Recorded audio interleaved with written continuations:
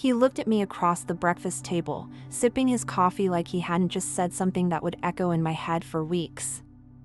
"I just think it doesn't make sense for you to keep working," he said. "I provide. You don't need to exhaust yourself for nothing." I nodded slowly, pretending to stir my tea, but my hands had gone cold. I didn't argue. Not then. Because it wasn't the first time he dressed control up as care. He didn't shout or forbid, he suggested, gently, always with that smile that made it sound like he was doing me a favor. But deep down, I knew. This wasn't about love or support. It was about erasure. About slowly shrinking me until I only existed in his world. After he left for work that morning, I sat in silence and looked around our house, the one with his name on every document. Every deed, every line of pride. He had worked hard, yes. But so had I. And not just at my job, but at holding pieces of myself together in silence. I thought about all the dreams I had folded into drawers, all the ideas I never finished because they wouldn't make sense financially. And as I stared out the window at the empty house across the street, something shifted. I didn't cry. I didn't panic. I simply whispered to myself, I need something that's mine. That day, I decided to do something radical, not to fight him, just to stop asking for space. I began walking past the house across the street every morning, pretending to stretch, pretending to check the mail, pretending I wasn't calculating every crack in the sidewalk between me and freedom. It had a crooked porch, faded paint, and a for sale sign that most people ignored. But I saw something else, possibility. I called the number listed, using my maiden name and a calm voice. That masked the storm I carried. The woman on the line never asked about my husband. She asked about my income, my credit, my intent. For once, everything depended solely on me. I scheduled a visit while he was on a business trip. The key turned in the lock like it was waiting for my hand. The house was quiet, unpolished, a little broken, just like me. But it was also standing. I ran my hand along the wall and felt something I hadn't felt in a long time, ownership. I didn't need approval to fall in love with that house. And I didn't tell anyone, not even my closest friend. I moved quietly. I emailed paperwork during lunch breaks, took calls in the car, transferred savings piece by piece from an account he didn't know about. Every step felt like I was piecing together a map back to myself. It wasn't about escaping him. It was about remembering I had the power to stay with myself. And with every signature, every form, every breath, I chose me. When the final papers came through, I stood in the empty living room of the house I now owned. No shared title. No discussions. Just mine. I didn't celebrate with champagne or post anything online. I didn't even turn the lights on. I just sat on the floor with the keys in my hand, feeling the quiet pulse of a victory no one else could see. Back home, nothing changed. I still made dinner. I still laughed when he joked at my expense. I still folded his shirts the way he liked. But something inside me had shifted entirely. Every time he reminded me how lucky I was to not have to work, I nodded, hiding a smile. I stopped trying to convince him I had worth beyond convenience. I let him speak, let him assume, let him play the part he thought he controlled. Because I no longer needed his validation to breathe. I had learned that silence can be armor, too, that sometimes the greatest resistance is the refusal to explain yourself. I would glance out the window at my house across the street and feel a strange calm, like a backup heartbeat just beneath the surface. I had created a second space for myself, one built not out of spite but of self-respect. He thought I was shrinking for him. What he didn't know was that I was expanding elsewhere, in a place with my name on the deed and my piece in every corner. The first time I brought a chair into the house, I carried it in the trunk of my car, parked 2 blocks away, and walked it the rest of the way under an old blanket. It felt ridiculous and exhilarating all at once, like sneaking into my own life. I furnished the space piece by piece, using old items from storage, thrift finds, and a few things he'd never noticed missing. A mug I loved. A book he once said was pointless. A photograph of my mother. It wasn't just a house, it was a resurrection. And yet, I never stayed the night.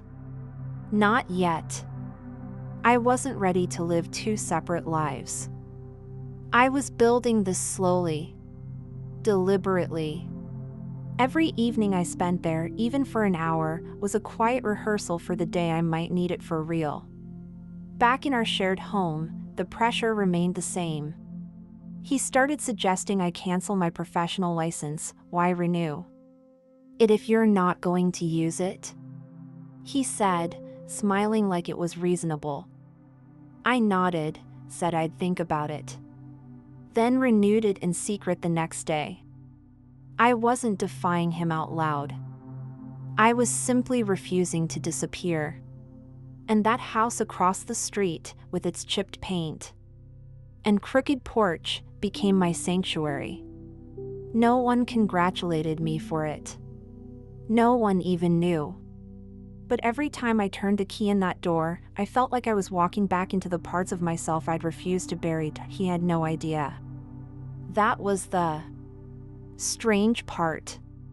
For all his need to control, he never saw the quiet rebellion unfolding right in front of him. Maybe because I still smiled at dinner. Maybe because I still asked about his meetings. Maybe because I never once raised my voice. But inside, I was living 2 parallel realities. In one, I was the agreeable wife, the one who didn't need a career, who didn't challenge his opinions. In the other, I was a woman rebuilding her spine, 1 curtain rod, 1 bookshelf, 1 bill paid in her own name at a time. I began bringing my laptop to the other house, setting up a small workspace by the window, just like I had always dreamed. I took freelance work he didn't know about, using the degree he once dismissed as just a hobby. I earned my own money again. Not a fortune, but enough to feel the ground beneath me shift. And the more I earned, the more I saw clearly. It wasn't about the house or the money. It was about space, mental, emotional, physical. It was about standing in a room and knowing I wasn't borrowing it. That no one could tell me to leave. And I began to understand, maybe I didn't need to confront him directly to reclaim myself. Maybe the most powerful form of protest was to keep growing without permission. To keep becoming someone whose life no longer depended on his vision of who I was allowed to be. One evening, he came home grinning, holding a brochure for a couple's retreat. "You've seemed tense lately," he said, handing it to me like a peace offering. "I thought we could reconnect. You know, before you start resenting me for working so much." I nodded, not because I agreed, but because I was already living in the answer to his question. Resentment hadn't bloomed out of distance, it had come from erasure. From years of him believing that what he provided financially somehow canceled out everything I was. But I smiled anyway, told him it sounded nice. We went to that retreat. We held hands in trust exercises. We shared stories with strangers who thought we were sweet. But the entire time, I kept thinking about the house across the street. I had just repainted the living room in soft green, the same color my childhood bedroom had once been. I had started growing herbs in the windowsill. I had even left a small, handwritten note in the drawer of the nightstand that simply read, "You're not invisible." I wasn't sure who it was for, maybe just a future version of me, in case I ever forgot. That house had become more than shelter. It was proof. Proof that I could exist outside his gaze. Proof that I didn't need to be louder, just braver. And that sometimes, the strongest form of independence is the kind that doesn't scream, it just opens a door and walks inside, unannounced, but fully belonging. It was bound to happen eventually. One morning, while sipping coffee at our kitchen island, he glanced out the window and noticed a moving truck parked in front of the house across the street. Finally, he muttered, buttering his toast. "Someone's taking that place. It's been empty forever." I just nodded, hiding the sudden rush of heat that crept up my neck. I had hired the truck to deliver a new sofa, nothing extravagant, just something comfortable and mine. From that moment on, I knew I'd have to be even more careful. The thrill of secrecy began to mix with the risk of exposure. Every curtain I closed, every light I turned off before leaving, every receipt I shredded, it all became part of a silent choreography. He started making jokes again, ones that landed heavier now. "Imagine if it's someone weird moving in," he said one night. "Hopefully not a woman who thinks she needs space." I laughed because I had to. But inside, I was unraveling. The house had become both a haven and a weight. I loved it, but I also feared what would happen if he found out. Would he feel betrayed? Would he be angry? Or worse, would he dismiss it entirely, like he dismissed so many parts of me? Still, I couldn't bring myself to let it go. Because while the fear was real, so was the freedom. And the longer I lived with both, the more I realized I'd rather risk everything than return to being nothing. I started leaving small things behind on purpose: lip balm on the windowsill, a sweater on the couch, a book half finished beside the bed. They weren't mistakes. They were anchors. Reminders that I existed somewhere fully, not halfway. Sometimes, when I'd sit in the kitchen of that house with the windows open and the afternoon light slipping in, I'd imagine what life would be like if I just stayed. Not ran away, not escaped, but shifted. Recentered. The thought scared me more than it should have. Not because I wasn't ready, but because I was. In our shared home, he had grown bolder in his assumptions. "You're lucky I take care of the hard stuff," he'd say. "So you can relax." Most women would love that. I used to flinch at those comments.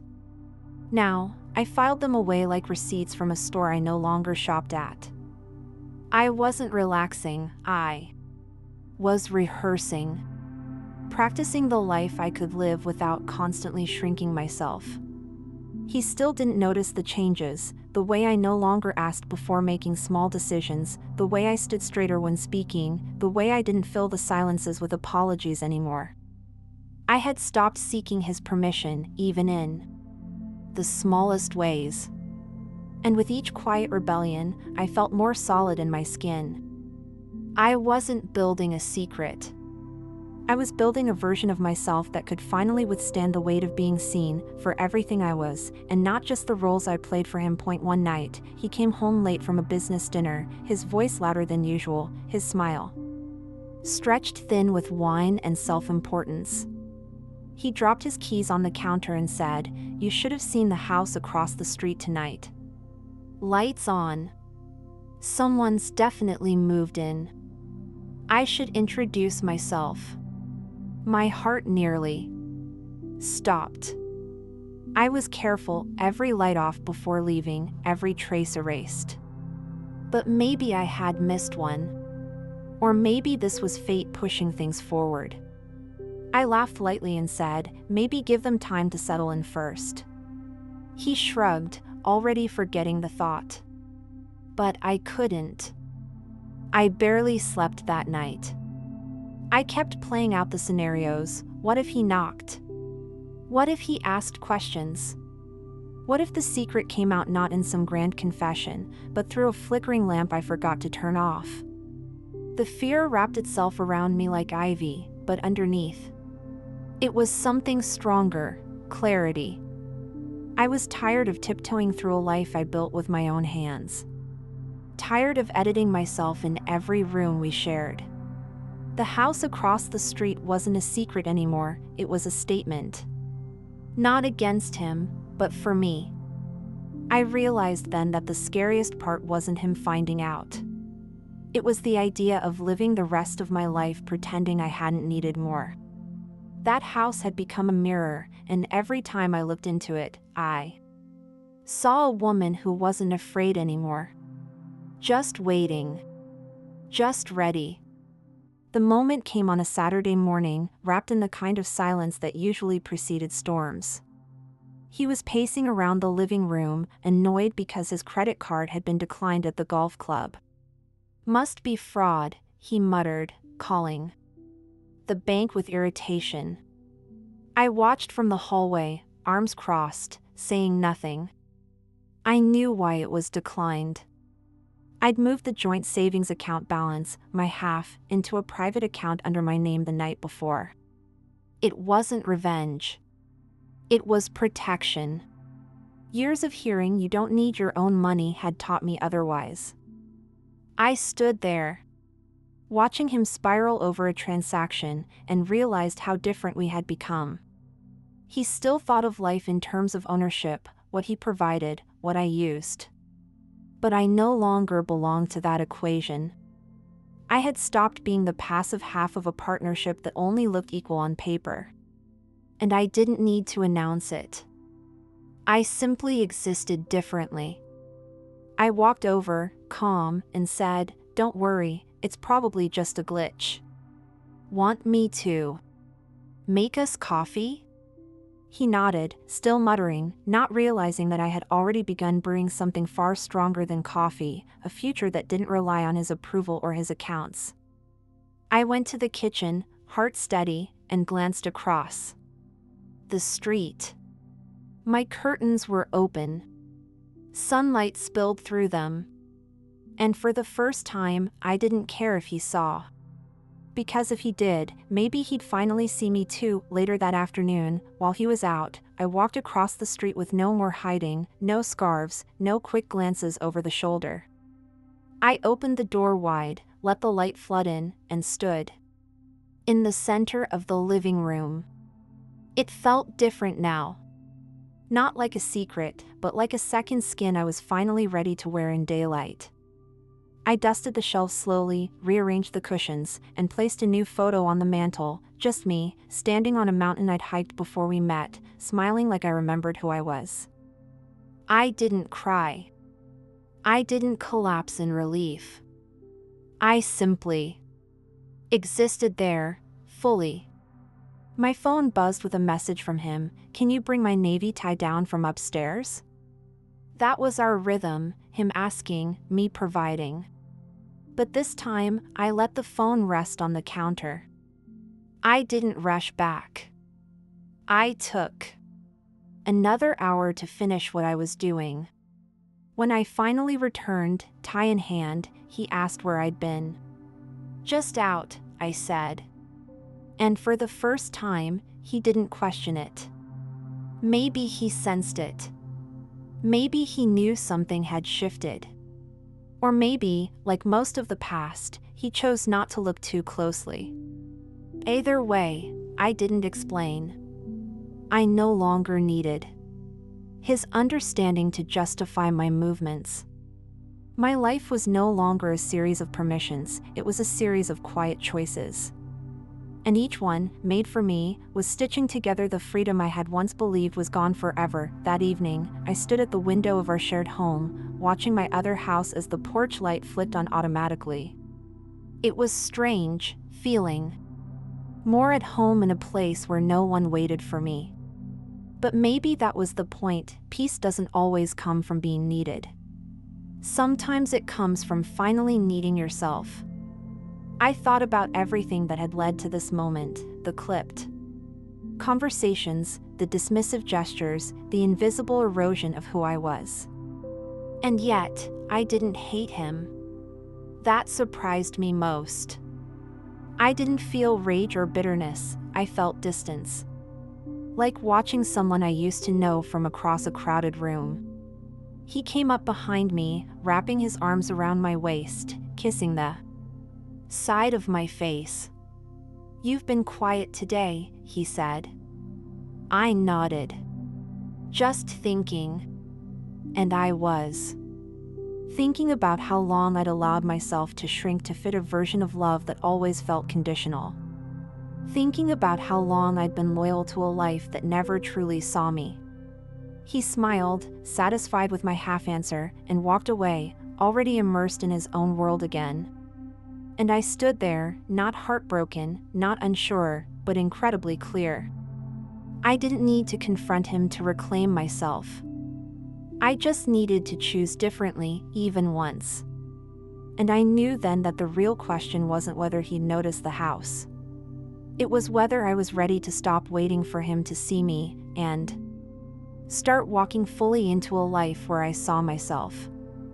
The next morning, I woke up before the sun. The house was silent except for the soft hum of the fridge and the occasional creak of old wood expanding in the cool air. I got dressed slowly, deliberately, and packed a small overnight bag, just a change of clothes, my laptop, and the mug I always reached for without thinking. He was still asleep, one arm draped carelessly over my side of the bed. I stood there for a second, watching him breathe, and it didn't feel like betrayal. It felt like completion. I left a note on the counter, not because I owed him anything, but because I wanted to leave with honesty, even if it came in few words. I'm not gone. Just choosing where I begin again. I stepped outside into the morning light, walked across the quiet street, and unlocked the door of the house that had waited patiently for this moment. It smelled like fresh paint and lemon oil, and something else, hope. I put the bag down, opened the windows, and stood in the breeze. There was no dramatic escape, no slammed doors, no confrontation. Just the quiet power of a woman stepping fully into her own space. A space she built, paid for, and protected. A space that didn't ask her to be less. I boiled water for tea, not coffee this time. Something softer. And as I sat on the windowsill watching the sun rise, I realized I hadn't left anything behind. I had simply come home. As the day unfolded, I didn't check my phone. Not out of avoidance, but because, for the first time in years, I wasn't waiting for someone else's reaction to define my peace. I rearranged a few things around the house, not because they needed it, but because I wanted to leave my imprint, tiny acts of claiming space. I even hung a small painting I had made in secret years ago. One he said was too abstract to understand. It was messy and vibrant, full of color and feeling. Everything I had been told was too much, too loud, too emotional. Here, it was perfect. I made lunch for 1 and ate at the table facing the window, watching kids ride bikes down the street. And neighbors walk their dogs. Simple things. Quiet moments. And yet, each one added up to something profound, presence. I didn't feel lonely, I felt full. Whole. I realized I had mistaken silence for safety for far too long. But safety isn't the absence of conflict. It's the presence of freedom. Freedom to speak, to breathe, to expand without fear of making someone else uncomfortable. That house across the street, once just bricks and walls, had become a reflection of the self I had buried under layers of compromise. And now, sitting in the stillness, I could hear her again. The version of me who dreamed out loud, who loved without apology, who believed in beginnings without permission. She hadn't disappeared. She'd just been waiting for the door to unlock. That night, the lights in both houses were on. Across the street, I could see the silhouette of my old life, his familiar walk through the kitchen, the same routines playing out without pause. But here, the light felt different. Warmer. Not because of the bulbs, but because of what it illuminated: choice. I sat at the desk by the window, writing in a journal I had long abandoned. The pages filled easily, as if the words had just been waiting for permission. I didn't write about him. I wrote about me. About how I used to hesitate before speaking, second-guessing every thought. About how I stayed quiet during dinners when he spoke over me. About how I stopped painting because he never asked what the colors meant. And then I wrote about now, about the soft strength of starting again, not with anger, but with clarity. About the house that wasn't just real estate, but reclamation. I didn't need to tell him. I didn't need to prove anything. The woman who once begged to be seen now saw herself clearly enough to stop asking. And as the night deepened, I turned off the lights and stood in the quiet. Across the street, everything continued as usual. But here, something had shifted forever. Not loudly. Not destructively. Just completely. I whispered to myself, not as a promise, but as truth, I chose me. And in the stillness that followed, I finally understood some revolutions don't roar. Some just quietly close one door and open another.